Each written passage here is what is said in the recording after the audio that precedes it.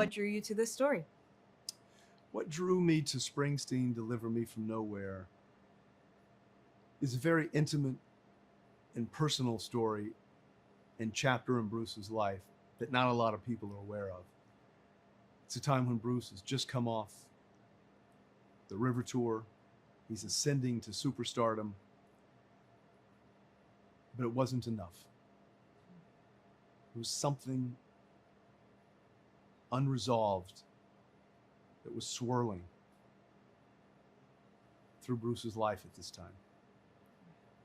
He moves back to New Jersey into a rental house in Colts Neck, New Jersey, and he faces the unresolved childhood trauma and anguish that he'd been experiencing all of his life. And the choice for Bruce not to chase arenas and the roar of arenas and number one hits, but instead to choose silence, a 4-track recorder, and the courage to look inward. That gave us Nebraska, one of the best records of the last 50 years, in my opinion. And that's why I made the film. What was behind the decision to concentrate on a specific time in Springsteen's life as opposed to covering more of his life and career? I think I decided to choose this very narrow and specific time in Bruce's life for a couple of reasons. Number one, it's a time in Bruce's life that most people are unaware of. We know Bruce from Born in the USA, Born to Run, Darkness on the Edge of Town, Greetings from Asbury Park, Tunnel of Love, many, many others. But Nebraska is unlike most of his other work. It's very interior. It's more somber.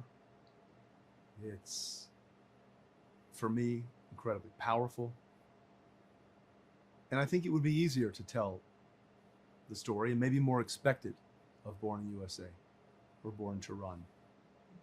But I felt that we have a lot of musical biopic films that cover a rise to fame or a cradle to grave narrative in an artist's life.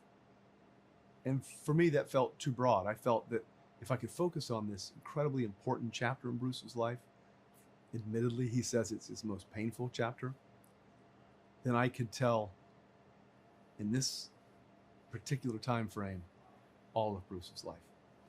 And I hope you agree. What was it like meeting and working with Bruce? Meeting and working with Bruce Springsteen is one of the most profound creative experiences I've had. So often people say to you, don't meet your heroes because they'll disappoint you. Bruce not only didn't disappoint me, he exceeded my expectations at every turn. He's a man of great humility and kindness. He's incredibly supportive.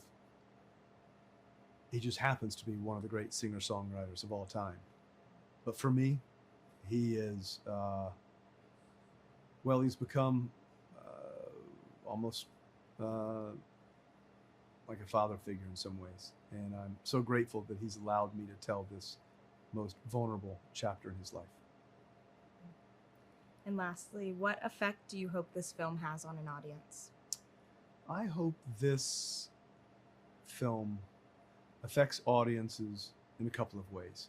I hope if they're an ardent Bruce Springsteen fan, or if they're a casual fan, they'll go home after seeing the film, they'll sit in the dark, and they'll listen to Nebraska and really listen to it.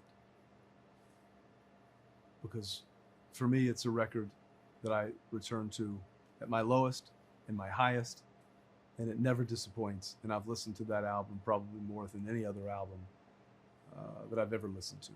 That's one reason. And I think the second reason is that people can see that Bruce Springsteen, a global icon, a legend, can suffer mental anguish and find the right help to get through it.